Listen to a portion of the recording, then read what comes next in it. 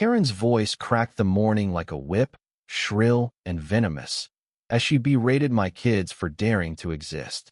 By noon, she'd learned cameras don't lie, and neither does justice.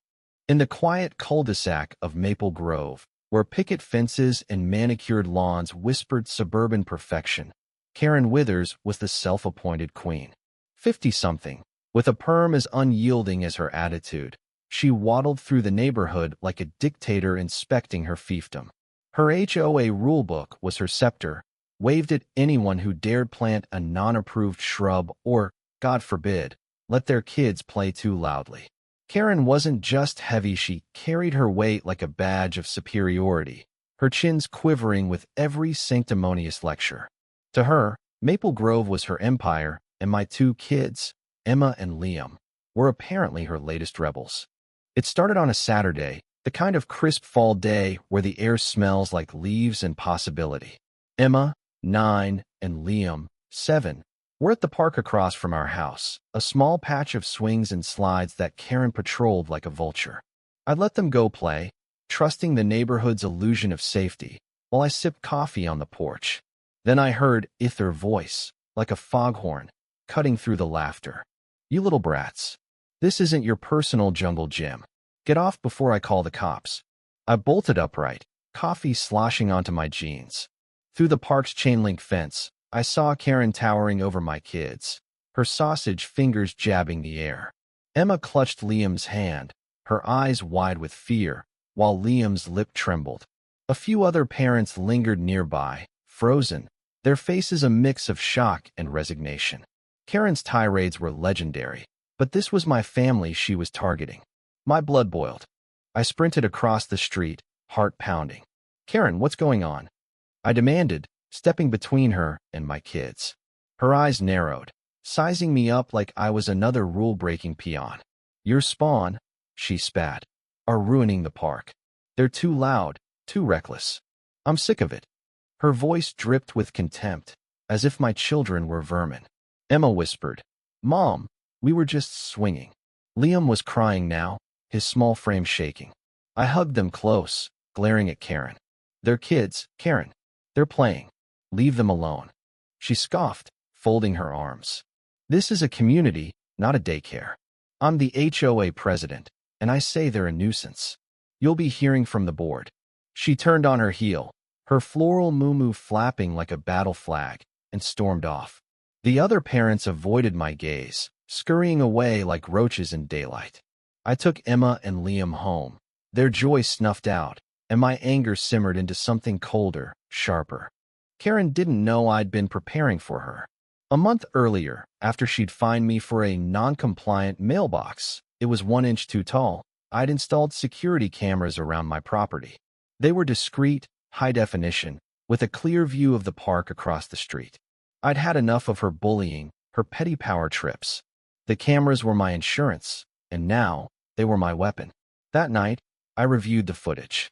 There it was, Karen's full meltdown, every venomous word captured in crisp audio, her finger wagging at my terrified kids. It was gold undeniable, courtroom-worthy gold. Monday morning, I marched into the HOA office, a squat building that reeked of bureaucracy and Karen's lavender perfume. She was there, perched behind the desk like a toad, smirking as I entered. "Come to apologize?" she sneered. I smiled, calm as a snake. "Not quite." I handed her a USB drive.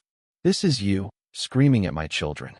It's also going to the police, along with a harassment complaint." Her face froze, then flushed purple. "You can't record me without consent," she sputtered. I leaned in. "Public park, Karen. No expectation of privacy. Check the law." She tried to bluster, but I was done listening. I filed the complaint that afternoon. The officer, a tired man named Rodriguez, watched the footage with a grimace. "Yeah, this is verbal harassment, all right. Threatening kids like that? Not a good look." He issued a citation, and Karen was summoned to court. Word spread fast. Maple Grove's grapevine was merciless. By Wednesday, neighbors were whispering about Karen's meltdown, and her reign of terror began to crack. The court date was a spectacle. Karen waddled in, dressed in a garish pink blazer, her usual swagger replaced by nervous tics. She tried to spin a tale of protecting the community, but the judge wasn't buying it. The footage played on a courtroom screen, Karen's voice echoing shrill, cruel, unmistakable. Emma and Liam's frightened faces filled the frame, and I saw jurors wince. Karen's lawyer stammered through a weak defense, but the evidence was ironclad. The judge fined her $500 and ordered a public apology, warning that further incidents could mean jail time. Karen's apology was a grudging mumble at the next HOA meeting, her eyes darting like a trapped animal. The room was packed. Neighbors who'd suffered her wrath for years sat with smug satisfaction. I didn't cheer. I just watched, knowing her power was broken. The HOA board quietly voted her out the next week, replacing her with Mrs. Nguyen, a soft-spoken retiree who actually liked people. Karen's house went up for sale a month later. Rumor had it she couldn't stand the whispers, the side eyes, the sudden spine of a neighborhood she'd ruled through fear. But the real victory wasn't the citation or her exile. It was Emma and Liam, back at the park the next weekend, laughing as they swung higher than ever. They'd seen their mom fight for them, seen a bully fall, and that spark of resilience in their eyes was worth more than any fine. Karen thought she could crush us with her petty tyranny, but she didn't count on the truth or the cameras. In the end, her own venom choked her, and Maple Grove breathed freer without her. This wasn't just about one woman's fall. It was about standing up, about showing kids that bullies don't win forever. Karen's story was a warning. Arrogance builds a throne, but truth tears it down. And as I watched my kids play, I knew they'd carry that lesson long after Karen's moo-moo faded from memory. The end.